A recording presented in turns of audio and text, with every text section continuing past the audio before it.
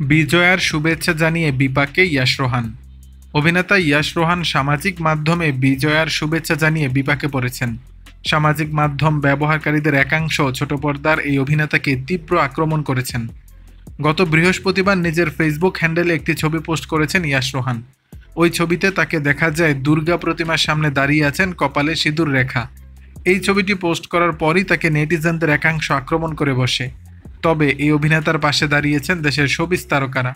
তারা দুঃখ প্রকাশ করে রোহানের পাশে থাকার চেষ্টা করছেন। কনজ্যোতিকা আফরিন নামে একজন ইয়াশ রোহানের ছবির নিচে লিখেছেন, ইয়ে ডান্ডি আগে জানতাম না তো। ইয়াশ রোহান মন্তব্যের উত্তর দিয়েছেন, তিনি লিখেছেন, থ্যাংক ইউ। আবু হানিফ নামে একজন লিখেছেন, ভাই আপনার নাটক অনেক দেখেছি, আজ থেকে দেখা হবে কিনা জানি না, কারণ ভাবছিলাম মুসলিম আর নাটকগুলো ভালোই লাগতো। ইয়াশ এই মন্তব্যের উত্তরে বলেছেন, দেখেন যেটা ভালো মনে করেন। অধিকাংশ মন্তব্যই এমন, যারা ঘোষণা করছেন ইয়াশ রোহানের নাটক আর দেখবেন না।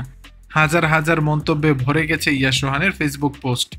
তবে সাধারণ ফেসবুক ব্যবহারকারীরাও কেউ কেউ ইয়াশ রোহানের পাশে দাঁড়ানোর চেষ্টা করেছেন। জসিমউদ্দিন নামে একজন লিখেছেন, কমেন্টগুলো পড়ে আমি সত্যি স্তব্ধ হয়ে গেছি। আমাদের সমাজ কতটা নিচে নেমে গেছে তা ভেবে কষ্ট লাগে। মানুষকে কখনো ধর্ম দিয়ে বিচার করা উচিত নয়, বরং তার কর্ম, মানবতা আর নৈতিকতার ভিত্তিতে মূল্যায়ন করা উচিত। সর্বশেষ ইয়াশ রোহানের পোস্টে দেখা গেছে ৫৯,০০০ রিয়াকশন ও প্রায় ১২,০০০ মন্তব্য।